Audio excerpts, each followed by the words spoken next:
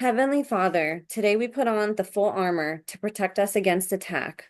We put on the belt of truth to protect against lies and deception. We put on the breastplate of righteousness to protect our hearts from the temptations. We put the gospel of peace on our feet to walk in your light, peace, and freedom with the Holy Spirit. We rebuke anxious thoughts. We take up your shield of faith for protection to block and destroy all the darts and threats thrown at us by the enemy. We put on the helmet of salvation to cover our minds and thoughts, reminding us that we are children of a mighty King. We are forgiven, set free, saved by the blood of Jesus. We take up the sword of the Spirit, your living word, that has the power to demolish strongholds and is sharper than any double-edged sword. We come to you, Lord, in prayer daily. In Jesus' mighty name we pray. Amen. Amen. What's up, you guys? Welcome to The Imagination. I'm your host, Emma, and today I'm honored and thrilled to have back on the show for the third time operational CIA Monarch Mindslave survivor, overcomer, and whistleblower, devoted husband and loving father, blogger, newly and officially published book writer and author, and a light in the darkness, J.R. Sweet. A little bit about JR if you missed the first couple episodes where we did his testimony and shared his inspiring story. JR grew up in a multi-generational, incest-based satanic and Mormon family bloodline whose lineages trace back to King Henry VIII, and he didn't begin to recall his and his family's involvement with the CIA's MK Ultra mind control program until he was 38. JR was trained to be a political sleeper assassin for the CIA since childhood and would be used on kill missions on behalf of high-level members of the agency and network to help carry out their dark agendas. Since awakening to his abuse and the truth about his family, he began an incredible blog titled The Mormon Monarch, where he shares the harrowing and inspiring details about his life, present and past. I highly recommend you guys go check his blog out at www.mormonmonarch.com to learn more, and I'll have his past episodes and blog linked in the show notes and encourage you all to go support JR's work and to watch his previous episodes to learn more. The first couple times JR was on the show, we did deep dives into MK Ultra and his testimony of being born into Monarch, testing protocols for children entering into these government-sponsored child slavery programs, exposing Disney as a programming and child exploitation center, exposing abuse cover-ups associated with and within the LDS Church and other religious institutions, dissociation and DID, healing, and so much more. JR does an absolutely fantastic job breaking down and articulating things that are so unfathomable to those of us who didn't have that kind of upbringing that survivors like JR did.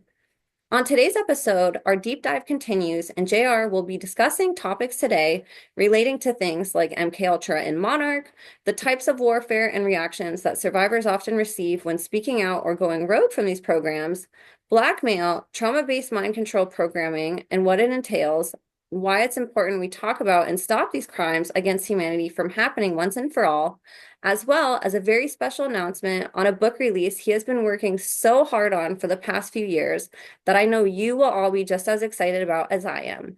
And you will hear all about it today and can find the link as well to purchase his new memoir titled Mormon Monarch, Born into a Deep State on his blog or at lulu.com. In a world of darkness, there are those like JR who light the way for others and who cast out the darkness with their light. It is both a miracle that JR is here with us today and also that we get the great honor of listening to and learning from him. I ask you all to please put away whatever you're doing and give this courageous warrior your full attention as we talk about some very difficult and also very important topics that will once again blind the darkness with the brightest light in a way that only JR can do. Before I finish introducing today's guest, I wanted to give just a couple quick reminders and updates. If you'd like to be on the show, share any information privately with me, or send me a written testimony to be written on my Substack or in my upcoming book series, you can email me at imagineabetterworld2020@gmail.com or standbysurvivors@protonmail.com. I've also partnered with a couple of my favorite brands to get you guys discount codes on some of my personal favorite products, including Rife Technology frequency machines and blockers and CZTL's high-quality methylene blue. All the links and codes for these amazing products, as well as the rest of my links, are in the show notes, and I'd love your support across all platforms. One of the things that I wanted to bring up was that if you guys aren't aware already, my YouTube channel was recently terminated, and I'm being forced to pivot and use other streaming platforms to get this important information out to the public and disclosure communities.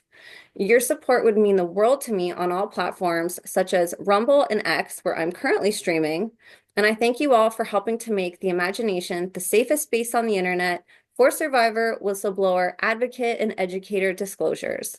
So, you guys, without further ado, please help me in welcoming today's guest of honor, Monarch, survivor, and whistleblower, walking miracle, overcomer, educator, content creator, voice for the voiceless, advocate for our children, absolute inspiration, someone I'm honored to call a friend, and a man on a mission to expose crimes against humanity being committed on innocent children and humans by our governments, corporations, and religious institutions.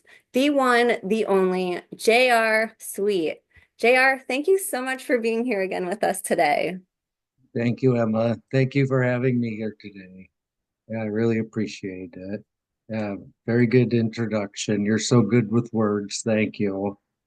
Yeah, it's a pleasure to be here. I appreciate you having me back again. So we still have a little bit more we'd like to cover and talk about. So And yeah, speaking of being good with words, I know we have a lot to get into today, and this is going to be another amazing episode. But I wanted to say two things. The first being to thank you for all your hard work.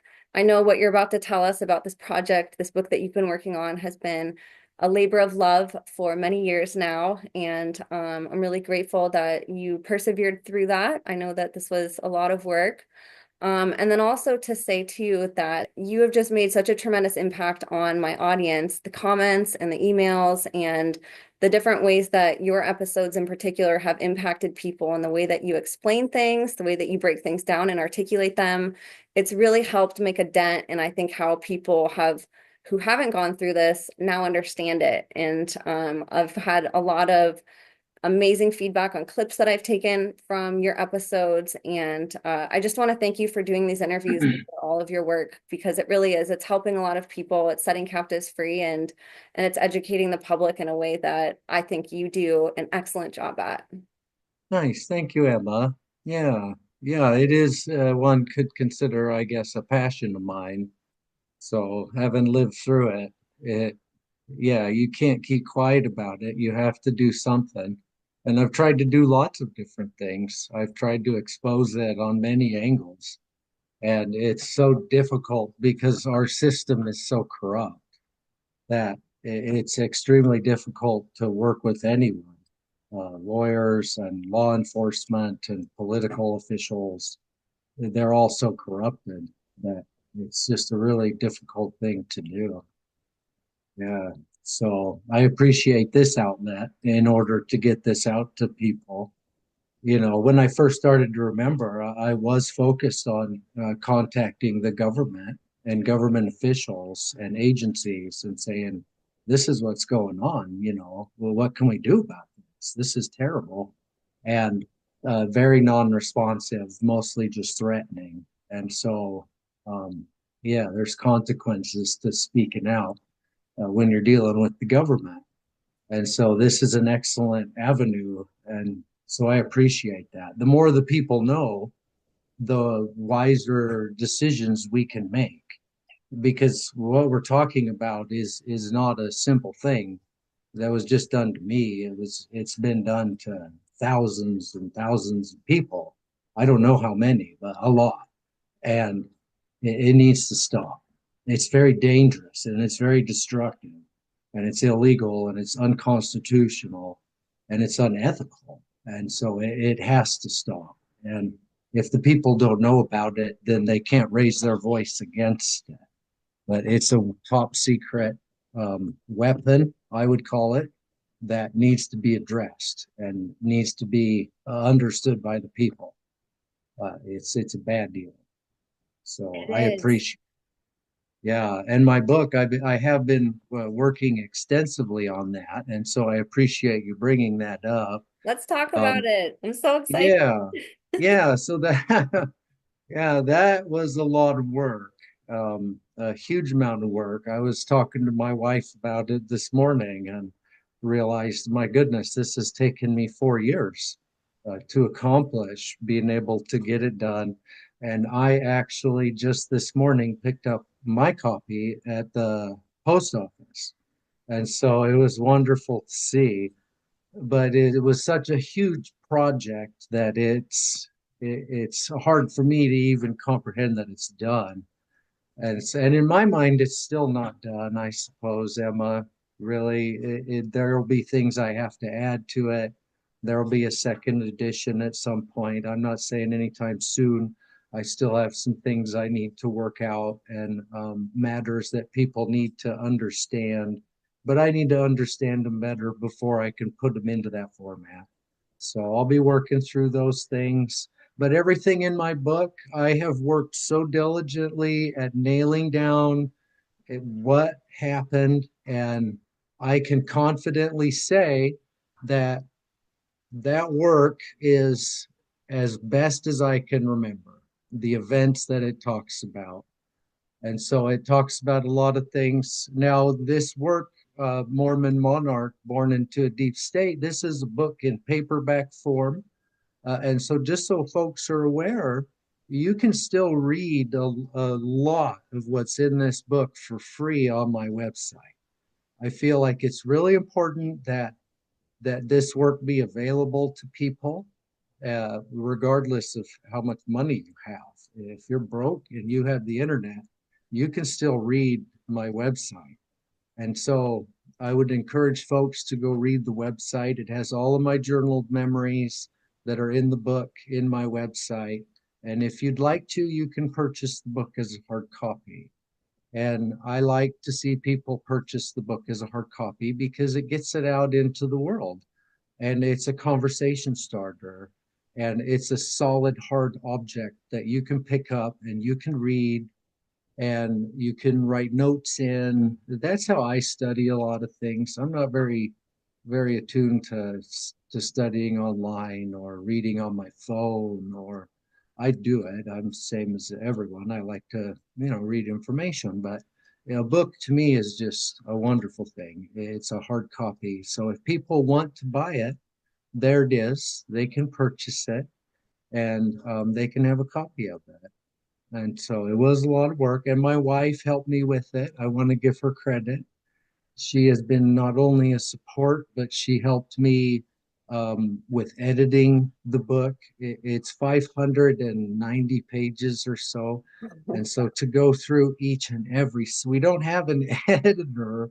It's just my wife and I. And so we have to, we've printed it, we've edited it, we've printed it again, we've edited it again and we've been through that process a couple of different times. And so I give her, uh, I really appreciate her help with it.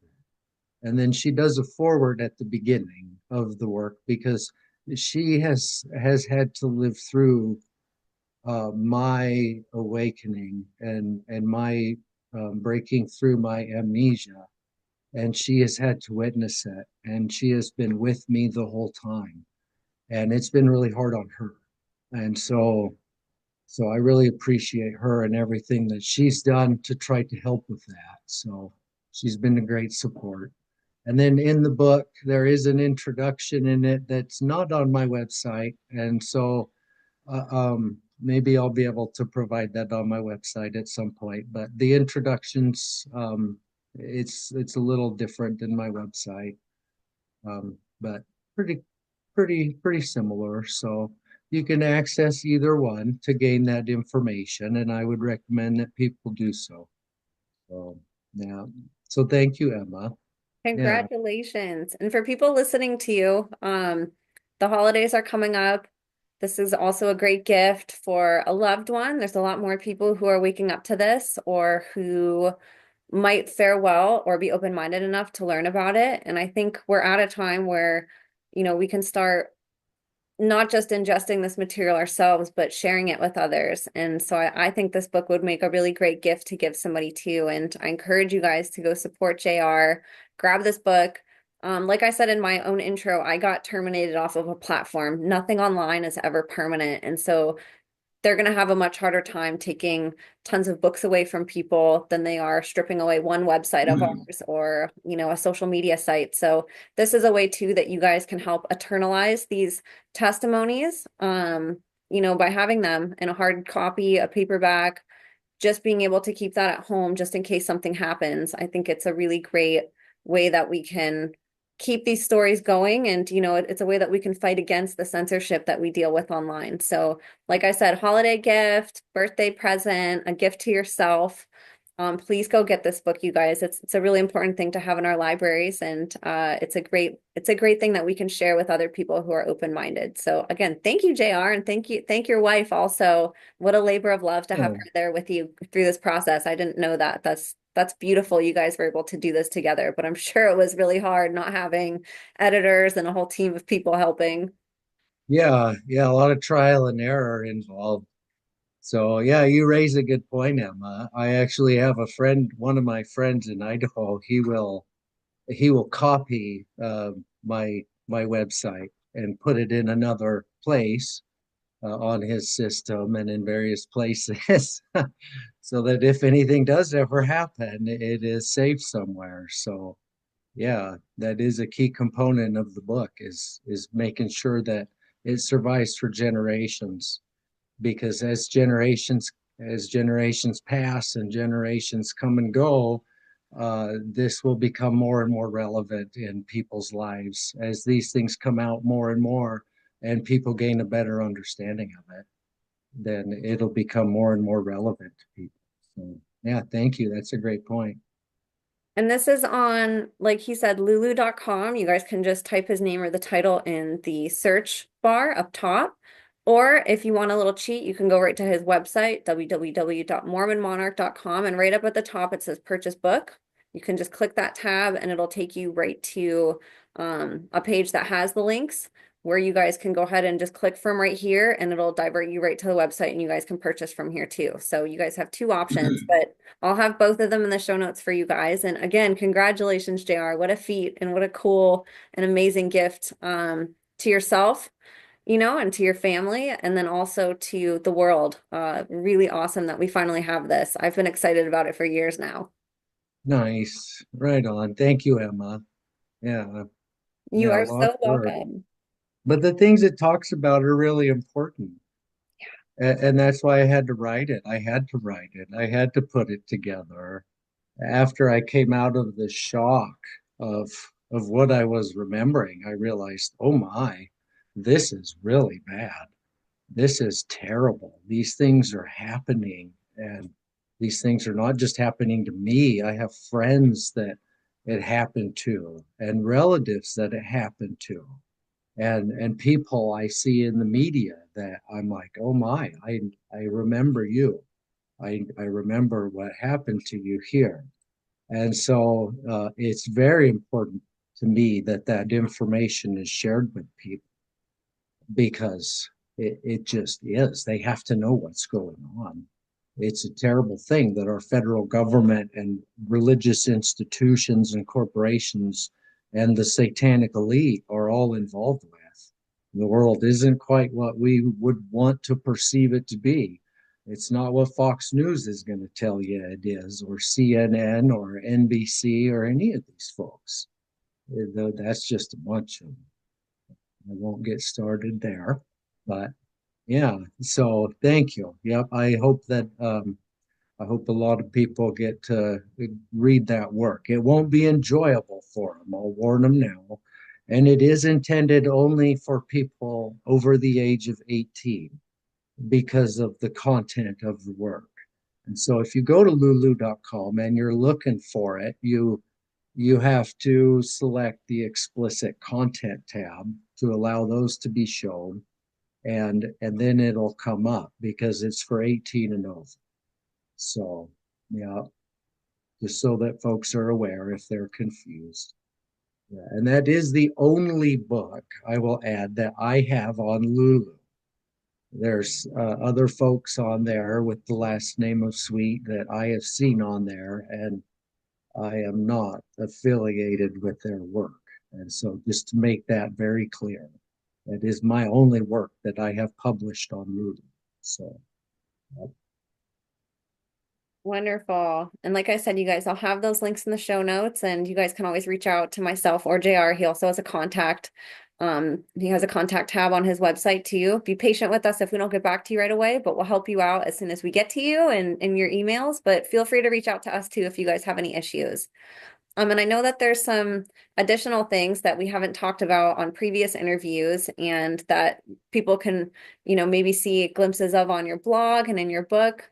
But I wanted to turn it over to you and let you start on some of the things that we're going to be talking about today, which are extremely important for people to know and to understand. And like I said, I think you do just such an excellent job shining a light on things in a really palatable way for us to understand these really difficult things that can almost just be too overwhelming to even our own imaginations to comprehend. You're really helping pierce that veil for us and helping people like me understand things that are just really unfathomable. So I'll let you lead, and I know that we'll have a really difficult conversation, but ultimately these aren't their secrets anymore. We're shining a light on it. We're bringing it to light, and we're exposing them. So this is something that's going to live on for generations and generations. And it's beautiful that we can come together and talk about these really hard things and hopefully stop it from happening for future generations. Yeah, yeah, that's the point, is to stop it. If people can know about it, we can stop it. So thank you, Emma. Yeah, no, these things are really difficult to talk about. I don't know if people understand that well enough, but it really shakes you up, and you have to go back to remembering those events. After you've worked through them, part of you just wants to forget about it and move on with life because it's so horrible. But I have to, people have to know about it, and the only way for them to know is for us to talk about it. So you've mentioned it before, I'm a survivor of the CIA's trauma-based mind control program. That's the Central Intelligence Agency. My family is deeply involved with the Central Intelligence Agency, and they got me involved with the trauma-based mind control program at a very young age. I was selected by Alex Houston when I was 5 years old. And as far as I can remember, I was taken into my first programming began in '84. And I believe it began at Disneyland, but I can't say that for sure. So it's a very long history with the agency and involvement with the Pentagon and work for the White House. And so these things are all deeply hidden. They don't want anyone talking about it. They don't like these conversations. They don't like me talking to my family or my friends. They don't want it being brought up, but that's their problem. So, um, who I am, I want people to know something. I want them to know that I love my country. I love it dearly. This is where I was born and raised. And even though my government did some of the most horrid and awful things to me imaginable, and to some of my friends and people that I witnessed being murdered or traumatized, I still love my country. And these people are traitors, and they've tried to steal our country from us. And that's part of my work, is letting people know that there are traitors who are trying to take our country from us. They want to destroy it. And by that, I cannot abide. And so that's another reason that I speak out, is I love my country. It's where I'm from. It's where I was born. It's where I'm at. It's what I have. And so I I work at this to help bring light and try to save the soul of this nation, because we can't lose that. It's a beacon of freedom across the entire world, is what America is. And they would love to destroy that for the creation of their new world order. And that is a nightmare that I do not want to see. I stand with America, and I want to see it come back alive and be a free nation. A nation based on slavery is not free. And so we have to end this practice of mind slavery and corruption in our government. And so that's another reason that I speak out on that. So I'm a survivor of the Central Intelligence Agency's trauma-based mind control project. And I was used for a lot of different things. I was raised in a Mormon family, a satanic family that was Mormon, that was hiding in the Mormon church. That is how I would define that. And they were Satanists. And when I was a child, I would be made to kill people and be involved in satanic rituals where we would kill people and consume their blood. Blood is a big part of of satanic ritual abuse and a big part of these people's sick desires for control. Black magic's a big part of all that. I don't want to go too deep into that right at this moment. But I'm a survivor of the project, and I don't want to believe it. I don't want to be that. My God, what a horrible thing to have to be. But when all the evidence points you there, then that's where you are. And all the evidence that I have ever seen has pointed me there. And that's why I'm talking about it. Because when I first started to remember these things, I was like, my God, how can this be? My God, how? What is going on? And I tried to contact my family and talk about it. I tried to talk to various individuals, a therapist, and work through it. And everything just brought it more and more to light. And so, it wasn't very comforting to me when I was first starting to remember these things. One of the people, we haven't talked about this yet, Emma, but one of the people I would talk to was my mother. My mother and I used to have a very strong bond, and that bond has been broken, which is really sad. It's a sad deal. And I had conversations with my mother when I was starting to remember these things. And one of those conversations was about a government facility that I had been taken to when I was a child. I believe it was between the third and fourth grade. I was taken to a government facility where I was going to be put through testing for something. And I could remember this. And I called my mother and I asked her about it. And my mother, she says to me, well, my goodness, you were only there for a day and a half. What could have happened to you in a day and a half? And I was like, oh my God, you've got to be kidding me. A day and a half? I thought I'd been there for a couple hours and that my mother had been there the whole time. Well, no, she had dropped me off. And so this was very disconcerting. My goodness. And as I started to remember more and more and work through things, I could remember I've talked to you before, Emma, about meeting Gordon B. Hinckley. He was the president of the LDS Church, the Mormon Church. And I met him back in 1995, Gordon B. Hinckley, at my uncle's home. I watched him speak in Haley, Idaho. It was the spring of 95, right after he had become the president of the church. And my mother knew that I had met Gordon B. Hinckley. And I could remember her asking me in the kitchen of her home, because I still lived with them at that time. And after I'd met Gordon, I was in the kitchen doing something, and my mother came in and she said, Johnny, what was it like to meet Gordon, to meet the Mormon prophet? And my father heard this. And I dissociated because I wasn't supposed to talk about these things. So I just kind of stopped in the kitchen and was like, oh my, I started to switch. And my father, he came right in and he said, Mary, you're not supposed to talk to him. He's not supposed to remember that. And that was it. It was all hushed up. And so I texted my mother about that. And I said, you know that I met Gordon, not just that I heard him speak, but that I met him in a private meeting.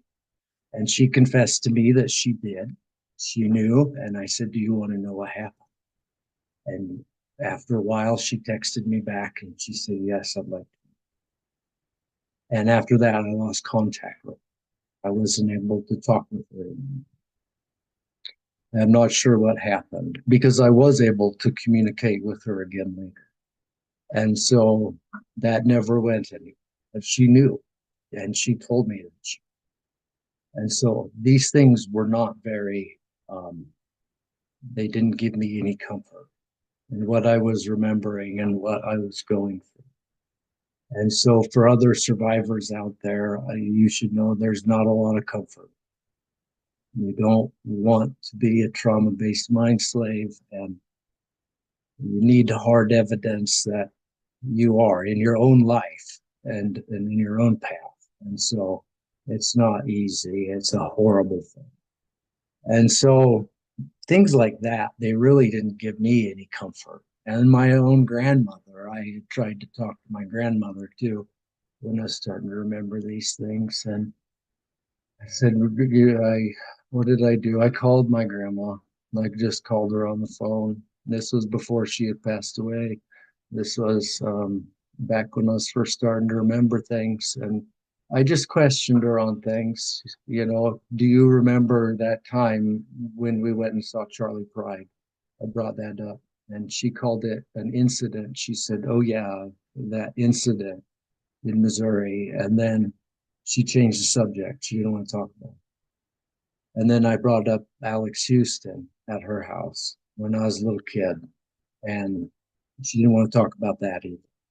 She just avoided the situation. She told me that she could remember a ventriloquist that was a member of the church, which is false. He wasn't a member of the church, Alex Houston. No, I'm not positive of that. I would have to research Alex Houston. I just remember meeting them. And so dialogues like that with my grandmother didn't bring me any comfort either. And then as time passed and I remembered more and I became more confrontational to my family, letting them know that I did remember and I was pissed, they sent the sheriff out to my house. Yeah, they sent the sheriff out and it was Sunday or Saturday or Sunday. And I was laying on the floor trying to take a nap. And my wife says, Johnny, there's a sheriff coming down the driveway. And so I got up and he pulled into our drive and he parked and I went outside to talk to him. And I said, hello, what's going on? What are you doing here? And he said, well, your family had called and said that you were suicidal and homicidal and that we had to come and check on you. And now I want you to understand that we are miles from Moscow. We're probably about 25 miles from Moscow, out in the countryside outside of Deary, Idaho, uh, at the base of the hills. And we lived on 12 acres. I had 12 acres there and I'd built a house. And my neighbor was way off yonder over on his acreage. And my other neighbor, you're talking a rural area where there's not a lot of folks, and one single cop coming to check on a supposed homicidal, suicidal individual. One cop. And I says, well, I don't understand. And so we talked for a little while, and he could clearly see that I was fine and everything was fine. He could hear my kids in the house and my wife, and he was like, okay, well, that sounds great. And so he took off. And word got around pretty quick. Moscow's not very big. So I got a call because I worked with the city in the building departments. And so I get a call from a building official going, Johnny, what's going on? Why was the sheriff sent out? So everyone's asking.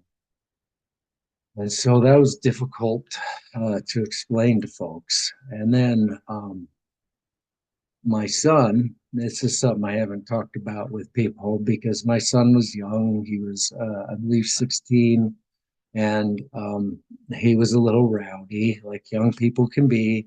And it was my daughter's birthday, my youngest daughter's birthday, and my son left to go hang out with some friends. And he was out kind of late, and they ended up drinking. and he knows that he made a mistake and he shouldn't have been doing this.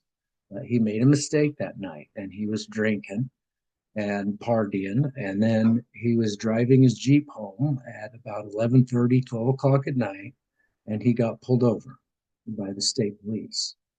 And so I'm laying in bed, I'm going to sleep, and I get a call on my phone, or I was already asleep. I was out, it was late.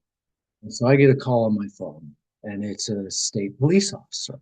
And he says, "Sir, I have your son, and he's just down the road, and he's been drinking, and he's going to get a DUI, and you need to come pick him up." And so I said, "Okay, sir, I'll be there in just a minute." And so my wife and I went down there, and we picked up my son.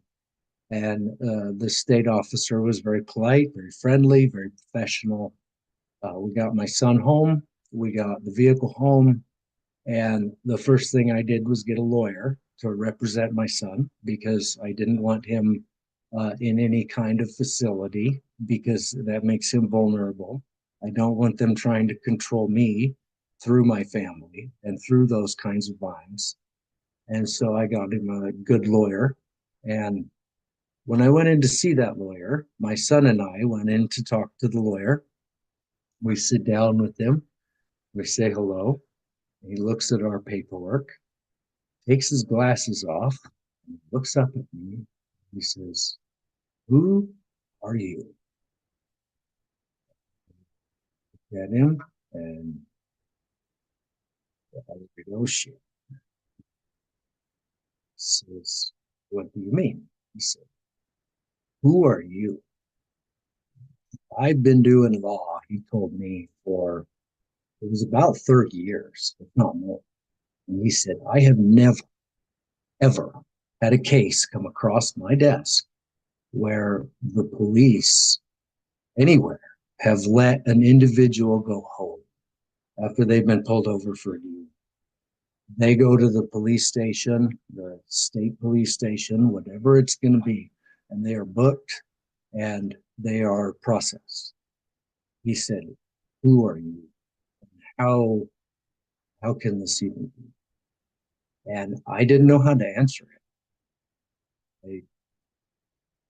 I couldn't answer it because at that time I was just beginning to figure out that something was off and that, yeah, who the hell am I? And so those kinds of things really shook me up. And I realized that this stuff isn't just in my head. This is stuff that's highly classified and it has to be discussed. And it's a horrible thing, but that's just where it's at. And so it's not my fault. I didn't intend to ever grow up and be an individual speaking out on trauma-based mind control. No one wakes up in the morning and says, "Gosh, I wish I was a trauma-based mind slave and I could raise my voice about such matters." You can raise your voice about such matters as a standard citizen. And so I didn't ask for this. It's not something I brought on myself. It's something that I was born into, I was raised in, and now I'm trying my damnedest to deal with. And so those kinds of reactions by my family, the state, the church, and that doesn't include the harassments by the CIA, by the military, by local police, um, people sitting down at the edge of my property with binoculars on the road. There's been so many things that have just said, "Okay, something's going on." And so trying to work through those things. And then on top of that, as I'm remembering all these things, things that I've lived through in my past began to make sense. Lots of different things began to make sense why they had occurred. For example, Lake County Sheriff's Office. I was a contractor in Moscow, and the Lake County Sheriff's Office wanted me to remodel the sheriff's office for them, the county sheriff's office. I'd never done a project. It wasn't a I wasn't doing huge commercial. I'd done commercial, but nothing to that scale where you have bulletproof glass and all these protocols you have to follow for security and all these things. And so I was like, okay. So I was going to bid the project. I went and I met with the head sheriff. And in our meeting, he says to me, now I want you to understand something. He said, now I want you to know that I was given to the sheriff for this interview by another individual who was had a military history as well as a history in law enforcement. And so there were people still handling me at that time, and they wanted to handle me more. And people in the network who are good, who are doing what they're supposed to and are keeping quiet, are rewarded. And this is one way that I would have been rewarded is by being given this large contract to do a remodel for the Lake County Sheriff's Office. And so I'm there talking to the sheriff, and he says, "Now I want you to understand that we're going to put this out for public bid, and folks are going to bid on it. And I want your bid," he said, "but you're going to get it. And I want you to bid it accordingly. And I want you to know that it's going to go through the process. But when we're done, you're going to be the one doing the job." And this freaked me out, even at that time. That was before I started to remember stuff. What? Why, in the name of God, would you give me this contract just because I know this other guy? So there's people out there who knew who I was. They would know parts of my history. There were professors at the college that I attended, the university, who would say things that would trigger me, and I understand who they are. And they understood partly who I was, but I don't know that they understood. And so all those kinds of events just all came together, Emma, and I am where I'm at today. So there's been a lot of reactions by folks, by the church, by the family, by the state, by the military, by the government. The church, when I started to remember, they sent some individuals over to my house at night. That was at about 8:45 at night. It was between 8:30 and 9. I believe it was about 8:45, and I'd gone to bed, and a vehicle started coming down the driveway, and my wife came and let me know someone was coming down the driveway. And so I collected myself. I got out of bed, and I took my handgun with me. And I went down, and I didn't let them see that I was armed, but two missionaries, individuals dressed as missionaries, I should say, came to the door. They parked in my driveway. They came to the door. They knocked on it. And I said, "What are you doing?" Those are very difficult situations. People need to know you don't just open the door and say, "Hey, how's it going?" You might not know why they're there. If you're someone like me and you're starting to remember this kind of stuff, you got to be really careful. And so I held the door with my foot. I only opened it a couple inches, maybe 4 inches, so I could talk to them. And they said that they had received a call and they'd been sent over to my house because I wanted to talk to them. And I said, "No, I don't want to talk. You need to leave. You need to leave right now. Get off my property." And it was interesting because the individual I was talking to, who was in front of the other missionary, there was two of them, he looked really confused. The one behind him, the one in front talking to me, he seemed to have a better understanding of what was going on.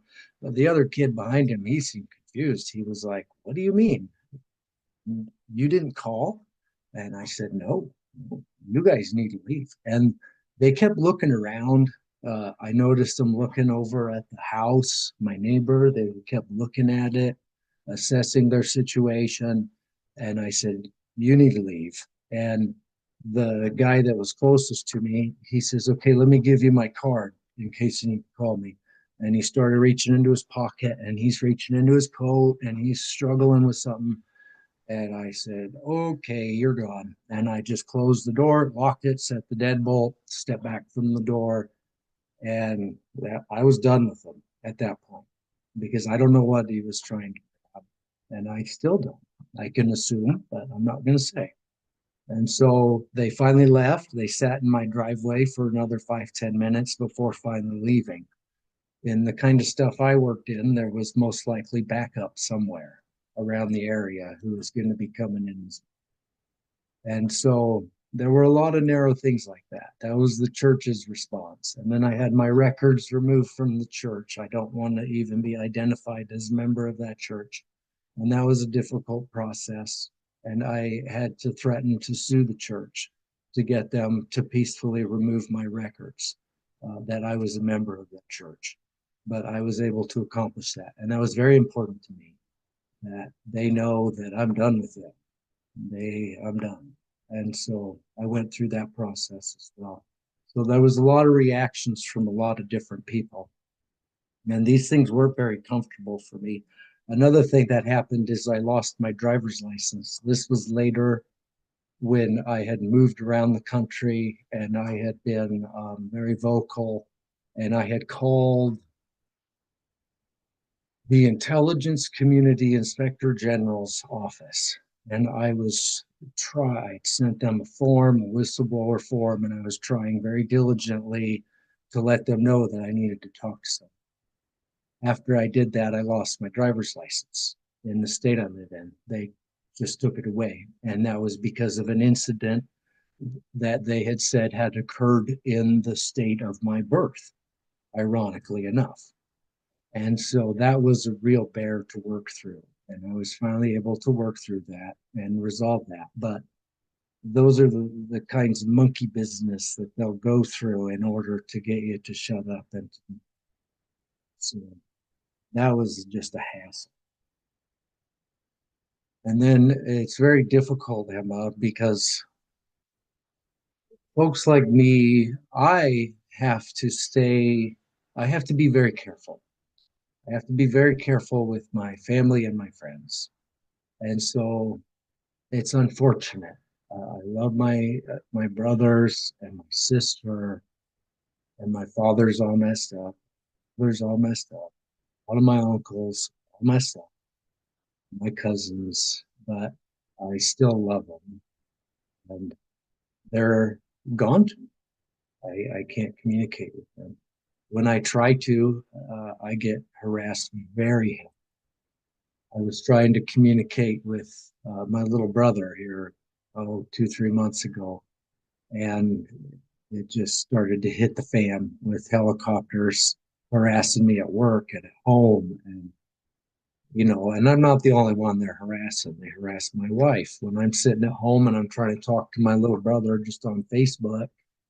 And all of a sudden, there's a huge military helicopter right above my house out in the middle of nowhere, and me and my daughter go outside and we're looking at it like, oh my God, like what?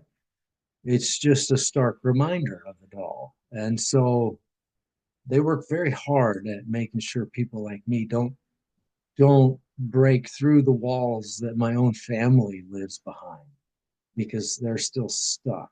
And it's sad, but it's true. And so it's all a real bummer. It just sucks. I don't like any of that. I wish that none of it was the way it was, but wish in one hand, it's what you get. And so it's too bad. It's just too bad. There are a couple things that I want to talk about that we have talked about in previous discussions. These are just some corrections that I would like to make on our previous discussions. The difference between a stun gun, for example, and a taser. And so I have referred to a taser or a stun gun as a taser in the past. And this is a mistake. And I apologize. I was hit extensively with a stun gun. And sometimes we would call it a taser, but it's a stun gun. It's a handheld device that you hit somebody with. And when I look them up online, I'm like, oh yeah, there it is. It's a stun gun. And so I apologize for that, but I want people to be aware that a taser is a device that will shoot out its electrodes and hit you and then shock the hell out of you. And a stun gun is something handheld and they'll hit you with that. And so that is my understanding at this point. And so that is a correction I wanted to make. And we also talked, Emma, about the mountain the last interview. You may remember that. And that was a horrible memory. And I appreciate you walking through that with me. Greatly appreciated. When we landed at the mountain, I don't know where we landed. I want to make that clear. I think I know where we landed, but until I understand that with 100% accuracy, I'm not going to say. And so I don't I don't remember enough to tell you exactly where we landed because we landed in the mountain valley. There was water, there was mountains, there was trees, there were stars and clouds, and there was water. I believe there was a lake. And so that's something that I wanted to make sure that people understood. We didn't land, I do not believe, right at the base of the mountain, but somewhere else. And then we were transported from that location into the mountain. And I think I know how that occurred, but I'd rather not talk about it until I understand. So, and then my programming that I have gone through in my lifetime, as I have talked about them in different podcasts, it may sound like that's the only place I was programmed. That is incorrect. I was programmed at several different facilities, including my home, where I grew up, including my school, where I grew up, including military installations, various government installations, which I don't know how to define, as well as INL, Idaho National Laboratories. I went through programming there. And military bases. I believe I've already said that, but I went through, and Disneyland was part of that programming. And so I went through programming in a lot of different places. And I don't remember them all, I remember some, and and so I wanted to make that clear. Disneyland, when you're a trauma-based mind slave, it is a facility for programming. It is not the only facility for programming. There's programming taking place on military bases. Is programming taking place in government facilities that are disguised or used for energy, such as INL, which is supposed to be working on energy. But in the background, they're also doing trauma based mind control programming. Those are government funds being allocated and used, and top secret work being hidden behind that facade. That's how it works a lot. Even on a military base, if you go onto a base as a trauma based mind slave to be programmed, the guard at the front gate doesn't know why you're there. The guard at the next gate doesn't most likely know why you're there. It is highly compartmentalized, and very few people know what's actually going on. And so I would be taken through a military base, through several different areas to a secure area where it required certain clearances in order to be programmed in that area. So that's something that I wanted to make clear. And I also want to make it clear that it's not only children being abused, we are also talking about adults. Children grow up. For me and for a lot of people, it starts when you're born. It starts when you're very young. You're indoctrinated into the project and you're brought up in it. But then you become an adult. And so today we have adults that are walking around that are my age, older, younger, clear down to just now being born, who are involved in this project. It's not just children. They have updates. Hollywood's connected to this. They use Hollywood in order to create update films, films that can be used to update a monarch mind slave's programming and further enhance it and drive it into their subconscious mind. A good example of this is Alice in Wonderland. You have the original cartoon that was used when I was a child. I can remember being involved in Alice in Wonderland programming. But then you have the new one. Maybe it's the new one. I don't keep up with them all. The Johnny Depp one. When I saw that, I it was before I'd even started to remember stuff, I believe. I don't quite remember. I just remember seeing it and being like, "Oh my God, I can't watch this." It just was it's a trigger film. It's an update film for mind slaves. And so you have Hollywood involved in this. So it's not just children. Children grow up, they become adults, and it carries through their adulthood. They work very hard at bringing up children in this and controlling them through the duration of their lifespan.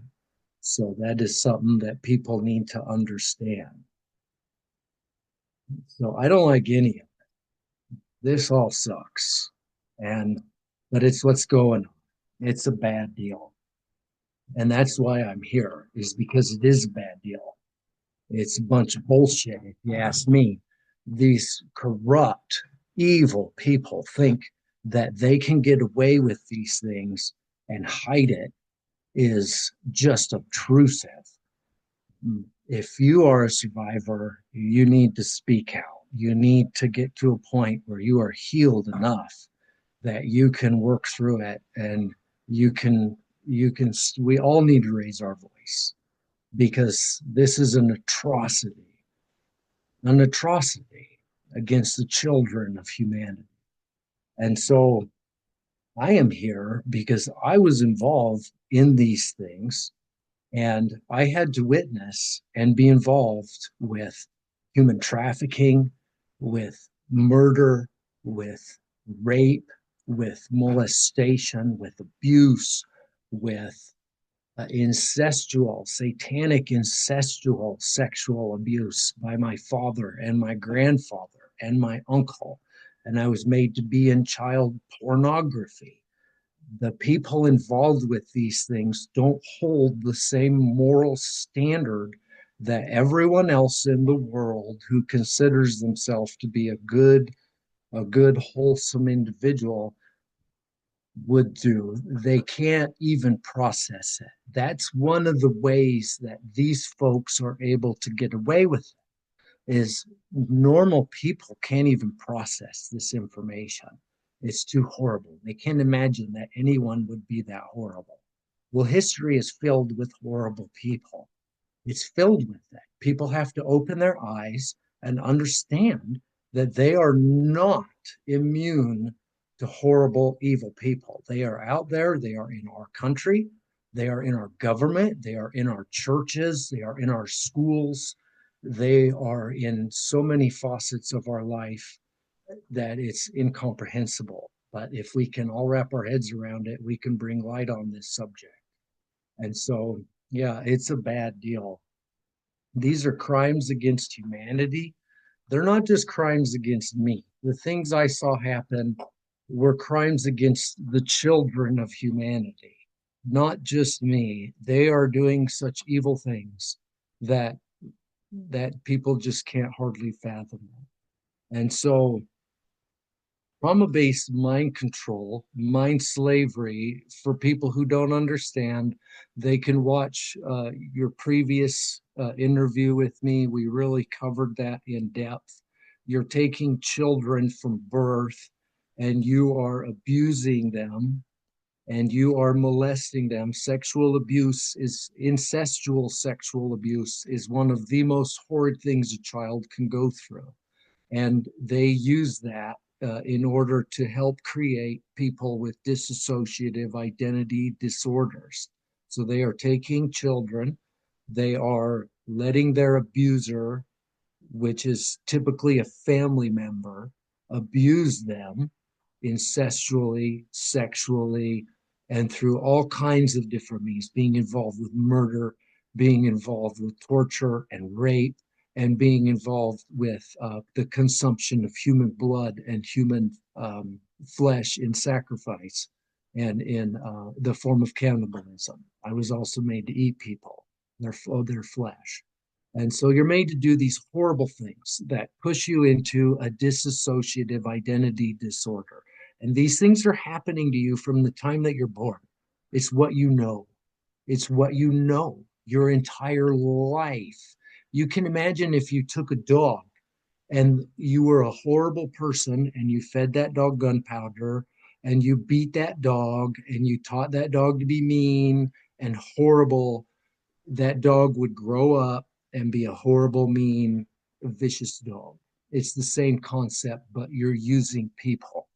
And on top of that, you're using science. Back in after World War II, when the Nazis lost the war, America brought a lot of scientists over here through Operation Paperclip to continue their research. Those doctors working at the concentration camps on trauma-based mind control were not prosecuted, and they were actually brought over here to the United States where their work was continued.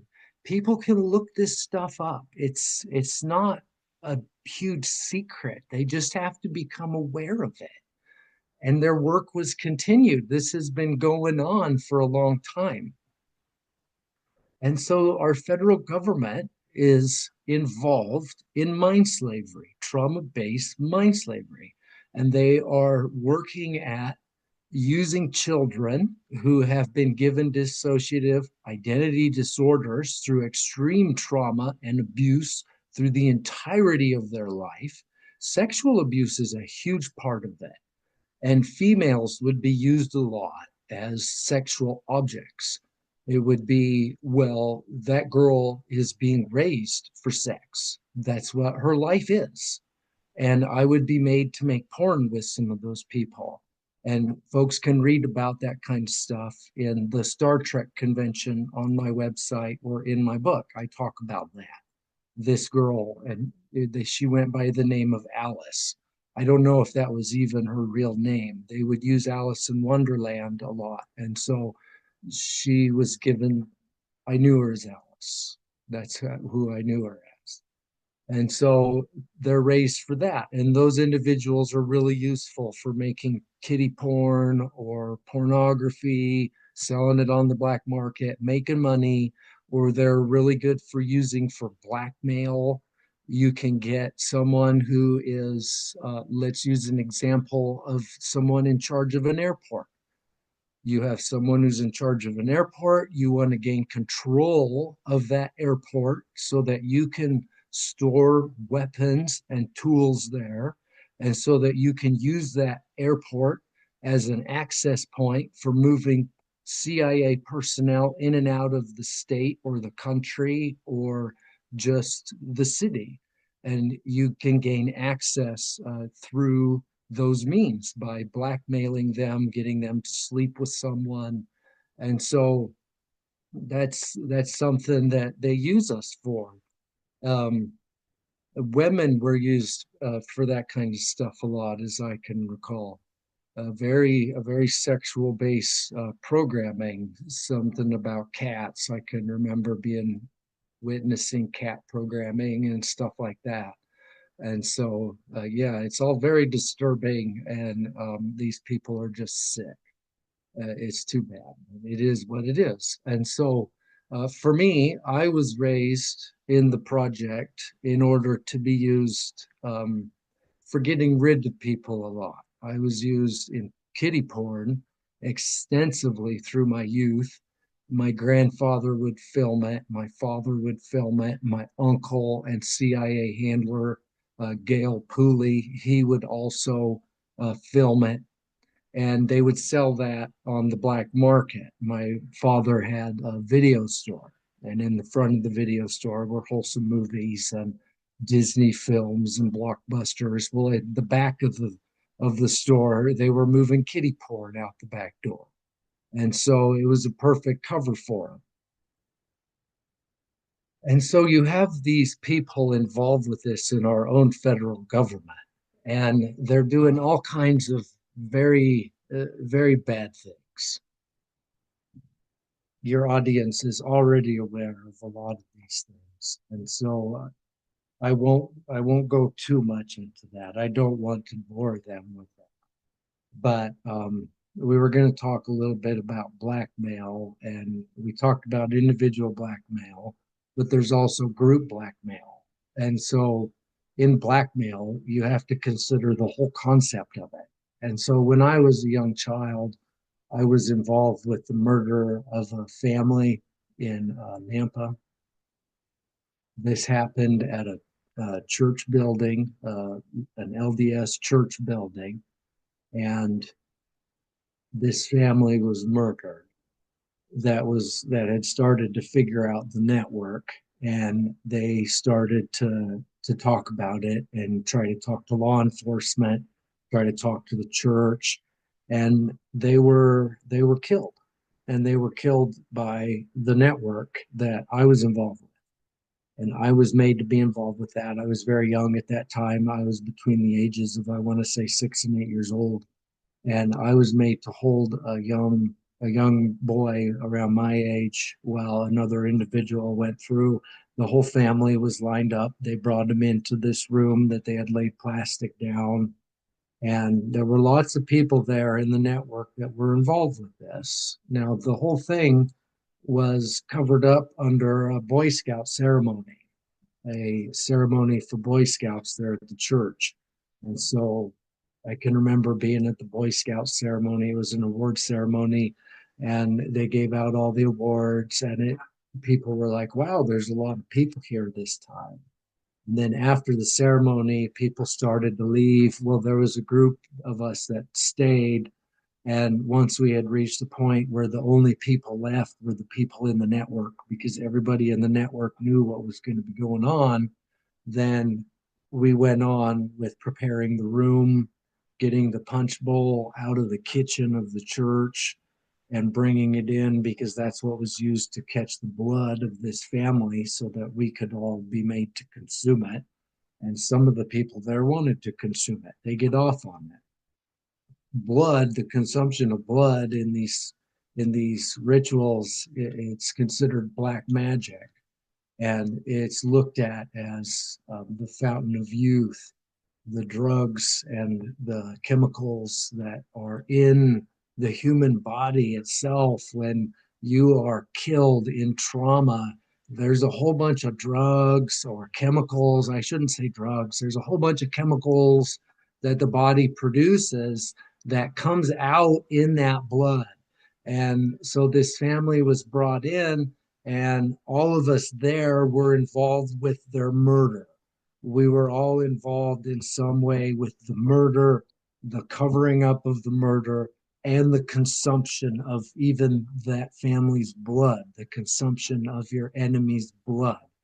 And I can remember being made to be involved with all those things. If people want to read more about it, they can go to the Mormon connection on my website or in my book, and it'll talk about that a lot more. But that's a form of group blackmail. Now you have a bunch of people that were all involved with that murder. No one better talk, or you will be the next.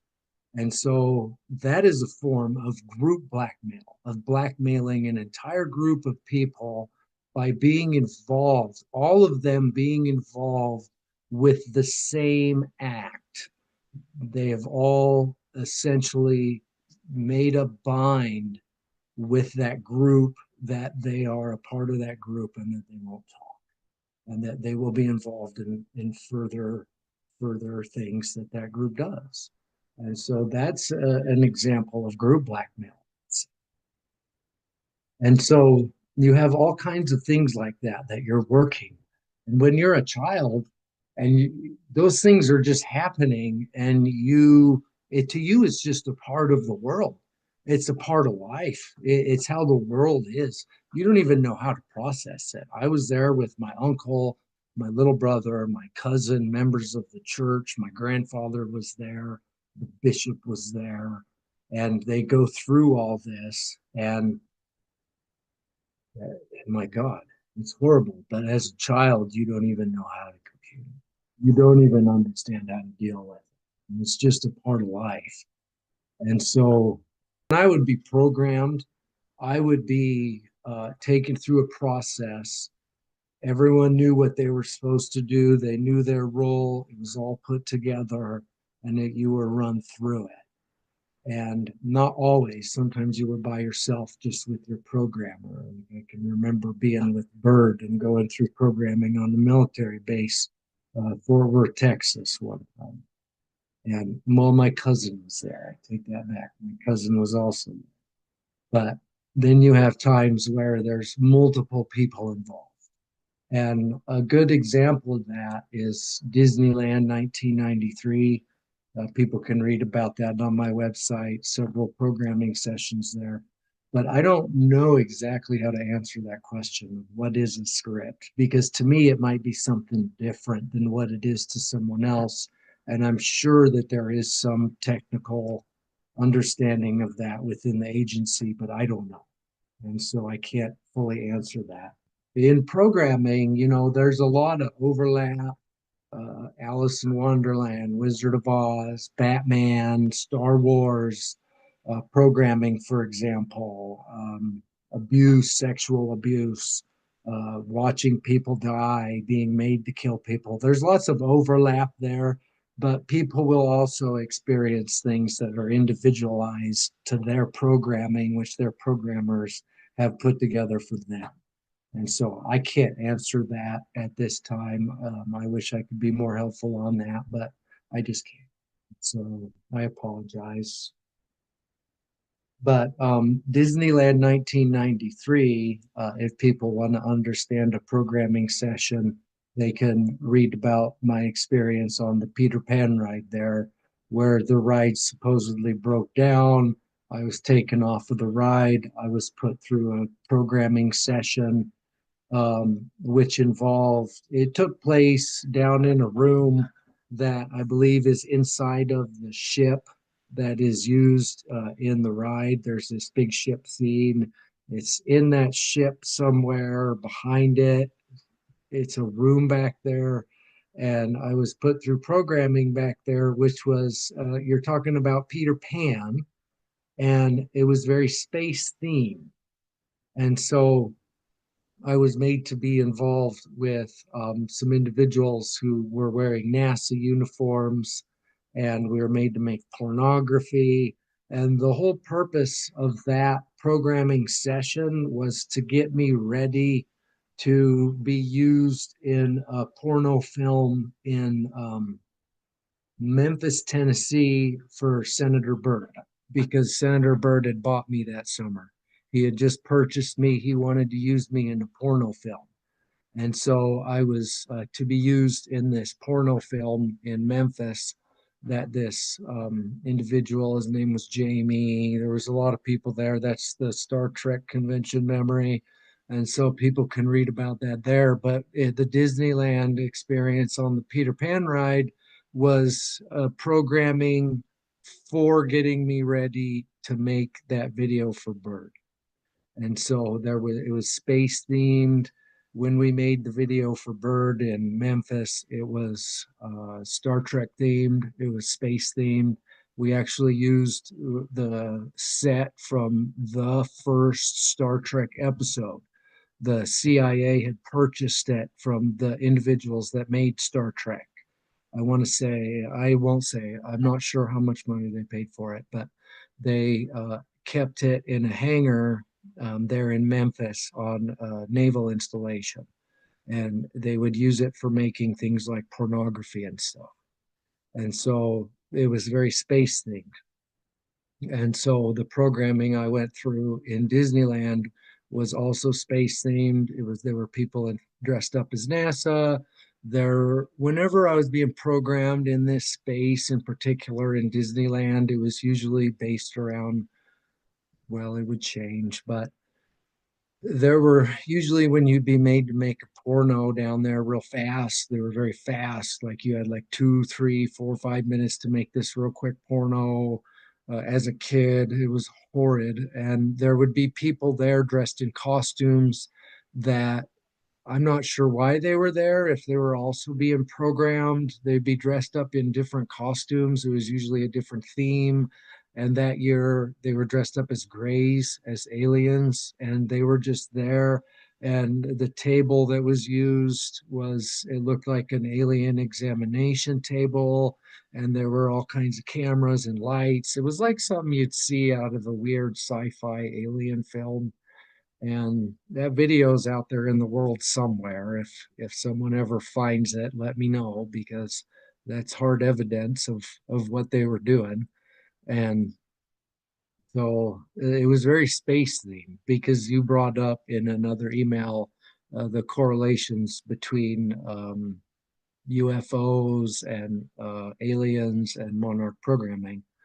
And so I don't, I've seen some weird stuff, but that's really what I should talk about at this time. And so they would use space as a theme for programming, for things like that. And so I can't answer much more about that. But people can read about that in Disneyland 1993. You'll have to get through it. There's a lot there in that memory. Disneyland 93, that's when I had just been bought by Bird, and I had just had my birthday, and it was a really bad year, a very bad year. Um, my life was also based around a lot of country music songs as I was being raised.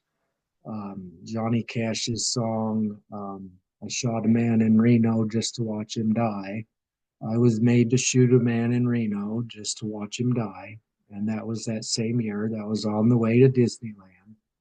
And they do things like that. They really mess with your head with things like that. And then when you hear that song later in life, your subconscious, it nags at you because it remembers. You might be sitting there singing with Johnny Cash and not even understand. Wait a minute, this has a lot to do with me, a lot more than I realize. And so, yeah, he was a homeless man. It was really sad. He was a homeless man. He was intoxicated. He was drunk. And it was literally my birthday. And we were on our way to Disneyland. It was about 11:30 at night. My father woke me up in the hotel because we were traveling to Disneyland. I don't know if we've talked about this before, Emma. Yeah, and so it was my birthday. Now, my uncle, I had spent the week before at my CIA handler's house, and there's some things people can read about there under a courier on the rocks. And this is after that. When I was at my uncle's house, he had told me that I would see him again on my birthday and he'd have something for me. And I was confused when he told me that, because I knew I'd be on my way to Disneyland. And I was like, well, oh, or to Southern California. So how could he see me? But they came down to Reno, my uncle and my grandfather, and at about 11:30, I was woken up by my father in the hotel room, and he said, "Get up. Your uncle wants to talk to you. He's out in the hall. He's over at the ice machine." And my dad made me get dressed, and he handed me the ice bin, so I had a cover.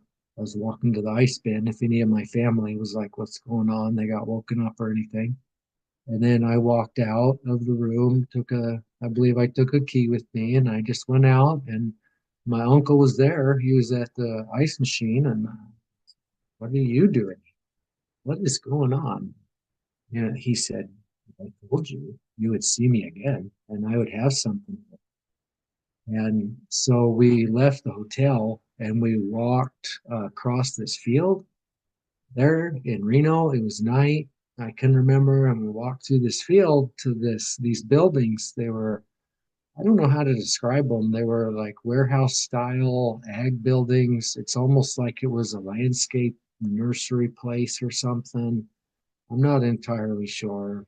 And so we went there, and my uncle took me in one of these buildings, and in the building was my grandpa, and he was standing there, and he was talking to some guy who was just laying there on something, on some products or some hay or something. He was just laying there, and he was really drunk, and he was just hammered, and he was in a bad way. He was homeless, And my grandpa, he said that he had a gift for me, and he gave me a handgun.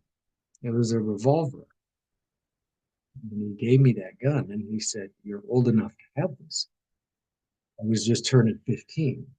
He gave me that handgun, and he said, "You're old enough to have this, and we want you to have it. And the first thing we want you to do with it is we want you to shoot this guy." He told me that this guy was a piece of garbage. He had wasted his life. He was a drunk. He was abusive. He was a horrible person, and he didn't deserve it. And so I was pushed into another personality through all of this, and I was made to shoot this man there in Reno. I don't think the body was ever found. They disposed of it somehow because I have talked to the Reno police, trying to gain a better understanding of it, and they have no record of any bodies being found on those dates. And so I don't quite understand what happened to this man that was made to shoot him. And and that's to follow along with that song that Mr. Cash wrote. So Mr. Cash, he was he just was who he was, Johnny Cash. I met him in Memphis, Tennessee, I believe it was, at the music studio. And my grandpa sold him a song because my grandpa would write songs, and then he would sell them to various country music artists. And he had a song that he was selling to Johnny Cash. And so in '93, when we were going through Memphis, we stopped at a music studio and went inside. And I met Johnny Cash, my younger cousin, and my grandpa sold him his song. But I don't remember Johnny Cash doing anything bad or anything. We just sold him the song, and he was aware that my cousin and I were both CIA kids. They call us CIA kids. I don't think that they completely understood what that even meant, but that's what they would call us. And so yeah, people can read about my experience going to Disneyland. And so they'll use music, they'll use TV, they'll use amusement parks for programming, military installations, all kinds of various places. They get funding for all these things in creative ways. A lot of rich people are rich because they're very creative economically, and they know how to draw on money and generate money and use funds and use assets. And the CIA is really big into assets. I am an asset, they would say, a CIA asset. And not anymore. I've worked really hard at making myself inaccessible to them. They can fuck off. And so, but they would consider me as an asset. And the same goes with homes, with a rich person's house or a poor person's house, even can be an asset, or a car or an airport or a business, or the list goes on and on. And those assets are gained through various means. And that can be through blackmail or by just getting rid of somebody and taking their kid away or whatever it might be. So, well, I was a government asset. And when you're a CIA mind slave, see, they'll mark you. You'll be labeled so that people in the network know who you are by your scars. People aren't supposed to scar you, just normal people. Or if anyone knows you're in the project and they scar you, they hurt you, they torture you and leave scars, they're making a big mistake because the agency does not want scars that people will say, well, what is that? And there's no explanation for it. Something can come out. The scars that I would be given would be covered up. There'd be stories for them. and they would just try to cover them up, like the scars on my left wrist where a bird carved into my arm the two dots, which represent uh, what is it, U dot S dot. I am U.S. government property, U dot S dot. You'll see this on a lot of military uniforms, the U.S. And then I have a scar through my right wrist where a bird shoved a nail through my wrist, testing me for my dissociation, or the scar on my chest where my uncle stuck a knife in me when he was programming me with a message for bird, or his business partner who is also involved with the CIA. He did the same thing. They worked on that together. People can read about that in Courier on the Rocks, that programming and those scars. And I have a scar on my leg where I was hit by a taser. My head was crushed in by a guy with a submachine gun in the mountain. And so lots of different scars. But I have this scar on my left chest, the left side of my chest, where when I was involved in an assassination in Japan, there was an individual who burned me and tortured me with a cigarette in the Boise airport. He was one of the luggage handlers. And that was probably that was one of his greatest mistakes in his life because that ended his life. We ended up getting rid of him as well because of what he did. We had to get rid of him because he knew and he had scarred a survivor or a CIA mind slave, an asset, a chosen one. They'd often call us a chosen one. He had scarred a chosen one, and so he ended up coming to a very bad end.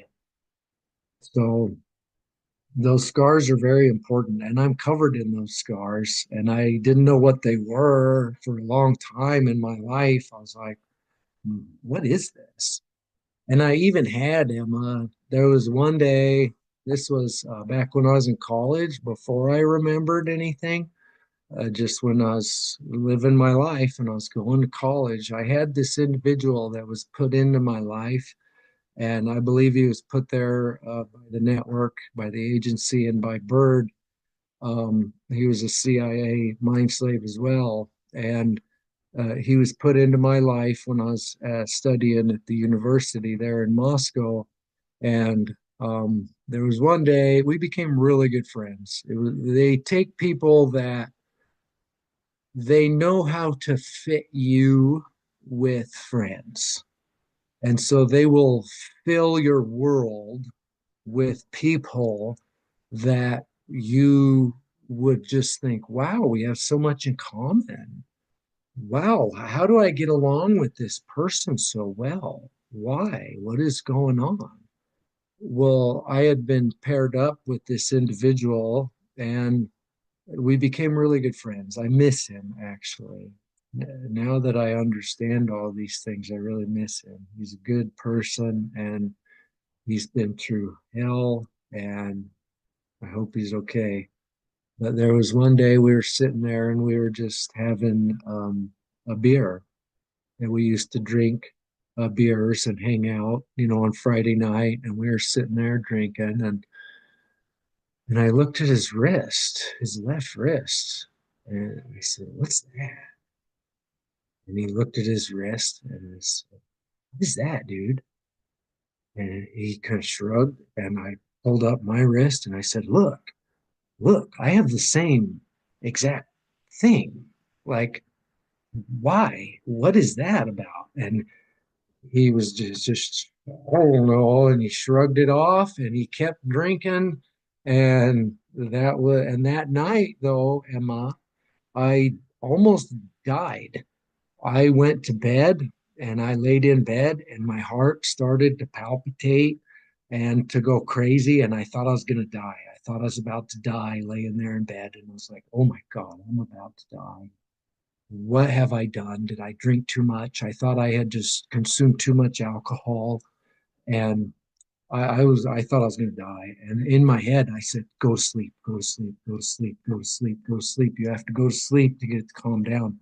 And so I finally got myself to fall asleep. And luckily, I woke up in the morning but that was part of my suicide programming coming out because I had started to gain an understanding of something. So there's a lot of things like that that have happened in my life that I finally understand. So, but before we run out of time, we may have to talk again sometime because I haven't been able to cover everything. But yeah, I was used a lot for assassinations. And so what we're talking about is a top secret, very deadly weapon. Trauma-based mind control. You are taking people and you are making it's a weapon. You're turning an individual into a weapon. And it is dangerous and it is unethical. It is immoral. It is unconstitutional. They are stealing people's lives, their very lives. I had my free will taken from me, and even the memory of what I lived through taken from me. Complete loss of free will, life taken. This is what they're doing. And they used me extensively for getting rid of folks in child porn. I was used as a message courier. These things are wrong. And so they have to be exposed in order for people to understand.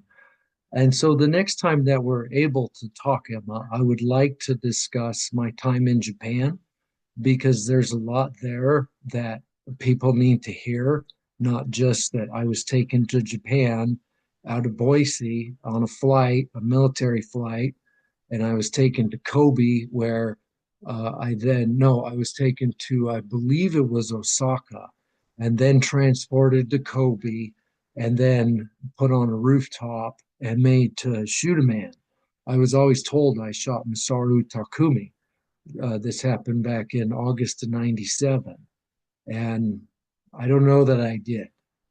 I'm not entirely convinced of that because there was a dentist that was also killed at in the same shootout that Takumi had with this rival gang. We were working with this rival gang that ended up coming in and shooting up Takumi, and we acted as the safeguard that Takumi would be eliminated and that he would not be breathing when he left that cafe. But they might have used me to shoot this other man who was a dentist for the purpose of causing it's all very convoluted and very it's an interesting thing. And so I'd like to talk about that more. I'd also like to talk more about my when I was used in Boise for an assassination attempt. This took place where I was placed on top of Zion's Bank and I was going to be made to shoot a man who was coming out of the Neurolux. But not only was I supposed to shoot the man coming out of the Neurolux, the whole assassination was going to be covered up under the guise of a mass shooting. So I was supposed to unload my weapon on the entire crowd of people coming out of the bar at 2 in the morning, all being kicked out of the bar. I was supposed to kill the target. My one of my friend's sisters had seen me in the bar. She had almost compromised me, and she was to be second. That was to be executed. Was her. I was supposed to shoot the target, and then I was supposed to shoot her, and then I was supposed to unload my weapon on everyone else. And that whole thing broke down. My programming broke down. I had been smoking marijuana with a couple friends of mine a short time before all that went down. Marijuana is the only drug that I know of that mind slaves aren't allowed to have. We were fed all kinds of drugs in the project. I witnessed people doing coke. I was made to do LSD. I was made to take all kinds of things. I don't even know what they were. We called them potions, and my uncle had this little black box filled with vials that he called potions, and they'd always be giving those to me when we were on operation. But yeah, a very bad deal. So, and then I would also like to talk next time about what happened to that man because we did catch up with So even though we didn't get him in Boise, we caught up with him later. And so trauma-based mind control is being used by our government um, for all kinds of horrid things. Senator Byrd, I used to know Byrd when he was alive, and we used to talk. And I can remember talking with him when he just bought me back in '93, and we talked about mass shootings and societal control and social engineering and how important mass shootings were for controlling the masses and driving trauma into the population in order to work at exercising various laws that they wanted to pass, such as gun control. You don't want an armed population. It might sound silly to people like, oh, that's just conservative whack jobism. No, they do not want an armed, knowledgeable, educated population because it is more difficult for them to control. They can lose power and control if the population finds out what on earth they are doing. And so these mass shootings that I see, I just cringe because it's horrible. It's a horrible thing. The CIA is involved with those. Not every single one can I say is a CIA operation, but there's been a lot that I've seen that are extremely questionable. And Byrd personally told me that the agency would be using trauma based mind slaves to do just that, to commit mass shootings and drive trauma into the population. And I myself was to be used in one of those operations.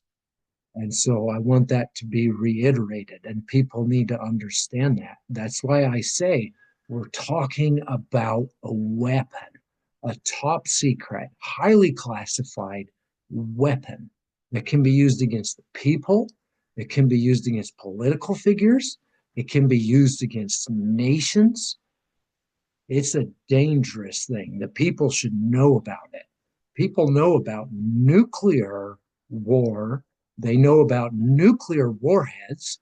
They know about nuclear power. They need to gain an understanding of trauma based mind control and what a mind slave is and what our government is doing with it. It's not only our government, it's also our religious institutions, like I said, as well as the satanic elite. And so for me, those are very important things. And people need to start to figure this out because the more they see, the more they'll understand.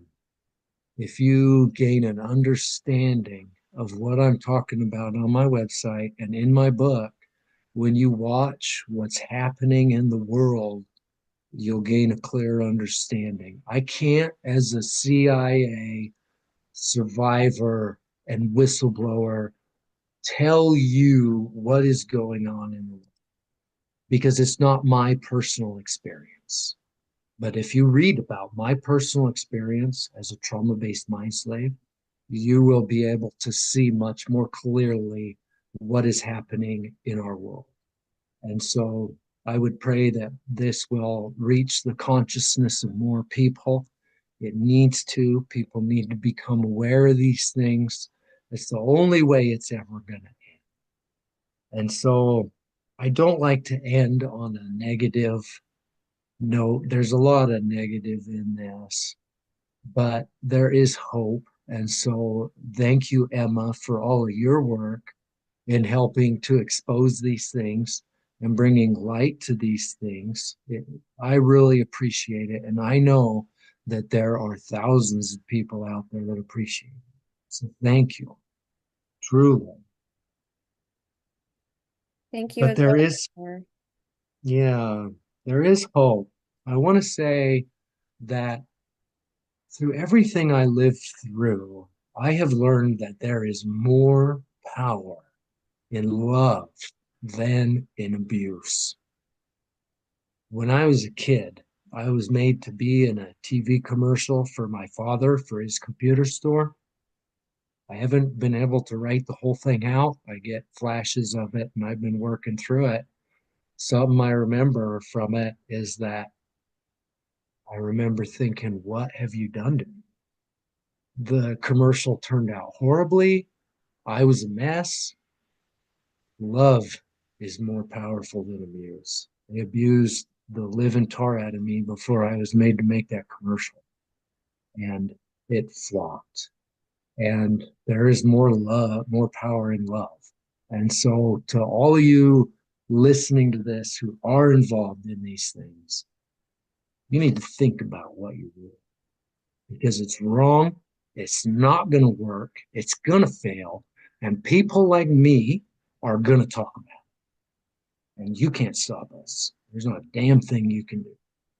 And so you're done. That game is over. We're going to talk about it, and that's it. You're going to fail at this. And so there's more power in love. I also want people to know that there's more power in truth than in falsehood. And there's more power in knowledge than in lies. And I'm not here to make shit up. I'm telling you what I remember, what I lived through. If you don't like it, guess what? I don't either. I wish it had never happened, but it is what it is. There's more power in the truth than in falsehood. There's more power in love than in abuse. And so we need to work through these things as a nation. Together, we can learn to work through these things.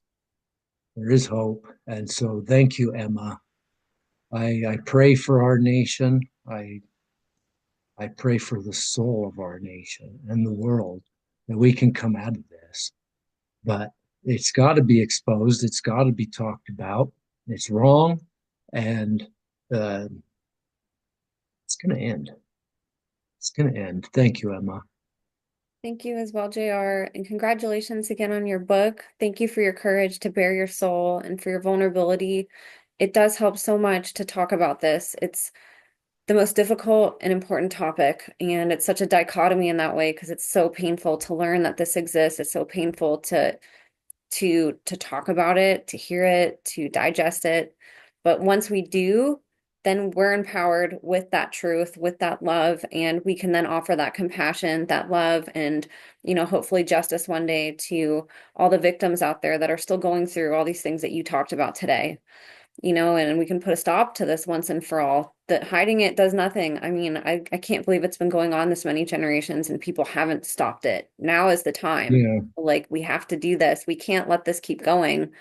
So thank you for your courage to talk about things that I'm sure I know you wish never happened and that you didn't have to talk about. Nobody asked to be a whistleblower about this. Like you said, there's a million, you're brilliant. There's a million other things you could go do to talk about and things I'm sure that you would enjoy talking about more. And we're all better for your courage to talk about this. So everybody listening, I'm going to have JR's links in the show notes. Please go purchase his book, go support him, go lift him up, share it with a friend, share it with family, promote it on social media. That helps a lot. Because JR's book they're not going to promote it on the New York Times bestseller list. So let's make it No, a no, bestseller they're not. without them. No, they're Let's make not. it a bestseller anyways. It doesn't need a list. We know. So if you guys could help with that, that would be awesome. Share his blog too. It's just really helpful whenever we have this material shared, not just to help educate, but the enemy sees it and they don't like it, and that's a Mm, really good way that we can cast our own love onto this community, and just shine a bright light over their darkness. So I encourage you guys to please go follow JR. Go support him, read his work, study study, like literally study it. He's literally explaining how this all works, and it's all in one place. So you guys can learn so much about how these networks and systems work, and like he said, you'll have a better idea just as a whole of that big picture of what our world actually is that we live in. It helps take the confusion away and wipes the fog off the window. So I'll have all that in the show notes. I'll have my links as well. Jared, it would be an honor to have you back on again. You're one of my most requested guests. So we would love to have you back on to talk about more of this stuff and to help shine a light on it. And for everybody else listening, thank you so much for tuning in today. God bless you all, and we will see you next time.